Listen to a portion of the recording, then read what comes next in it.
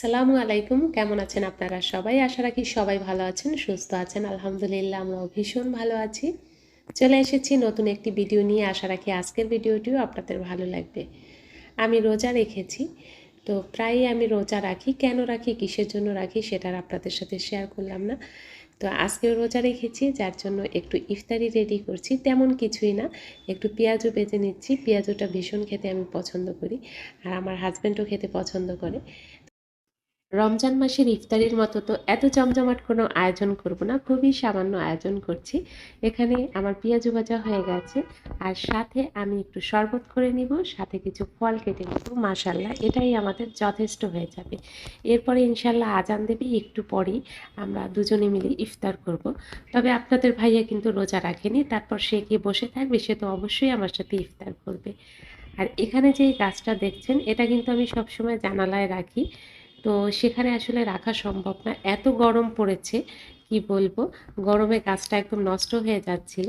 তো আমি একটু ভিতরের সাইডে এনে এটাকে ঝুলিয়ে রেখে দিলাম। আর এখানে আমি একটা পুডিং করব, যার জন্য দুধটাকে আমি জাল করে রাখছি।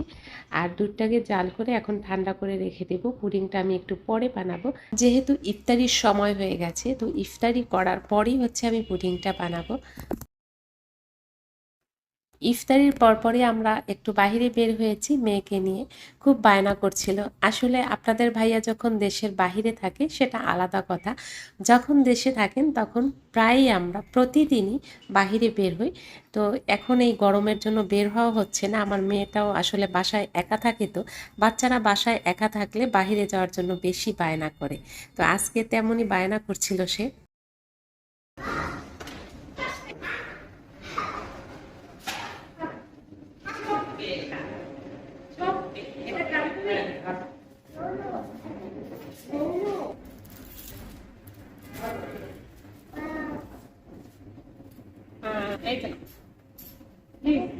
বাবা খেয়ে দেখো একটু। বাবা খেয়ে দেখো, একটু খেয়ে দেখো। সেরকম একটু নেই ফেলা।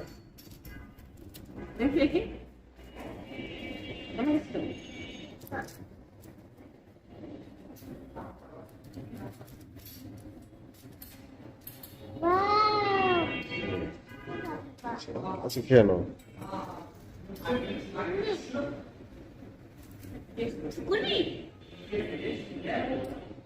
আমি আমার মেয়ে দুজনেই কিন্তু কেক পছন্দ করি, আর বাইরে বের হলে প্রায় টাইমে আমরা কেক তো একটু খাবোই, অন্য যাই খাই। কিন্তু আমার হাজবেন্ড হচ্ছে তার উল্টোটা, সে আবার মিষ্টি জিনিস কিছু পছন্দ করে না, আর কেক তো সে খাবেই না। এই যে মাম্মা মেশো,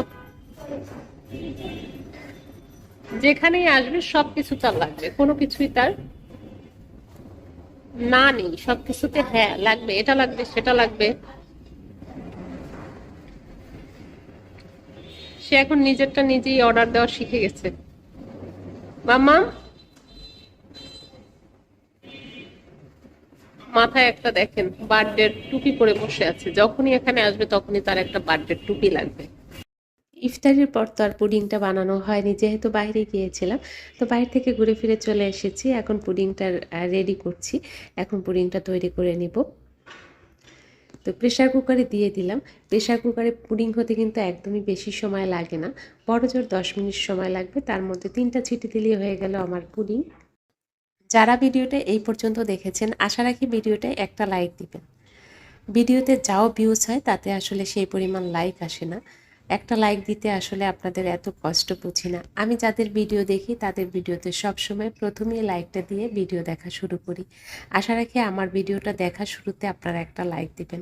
আপনাদের একটা লাইক আমার একটা শেয়ারের কাজ করে। একটা লাইক দিলে আমার এই ভিডিওটা আরও 10 জনের কাছে পৌঁছাতে সাহায্য করবে।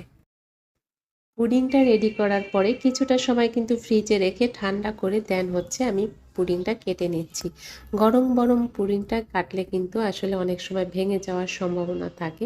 তো সব সময় আপনারা যখন পুডিং কাটবেন অবশ্যই একটু ঠান্ডা করে ফ্রিজে রেখে দেন হচ্ছে পুডিংটা কেটে নেবেন। দেখেন মাশাল্লাহ কতটা সুন্দর হয়েছে। আর এই যে এখন কিন্তু আমি প্লেটেই এখন খাওয়া শুরু করে দিয়েছি। পুডিং আমি ভীষণ পছন্দ করি, আর আমার হাজব্যান্ডও পুডিং খেতে ভীষণ পছন্দ করে।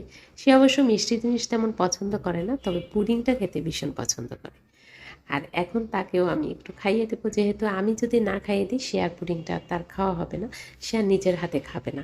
তো আমার হাজব্যান্ডকেও পুডিং খাইয়ে দিলাম, এখন পুডিংটা ফ্রিজে রেখে দিব। আশা রাখি ভিডিওটা আপনাদের ভালো লেগেছে। আজকের ভিডিওটা এখানেই শেষ করছি। আল্লাহ হাফিজ।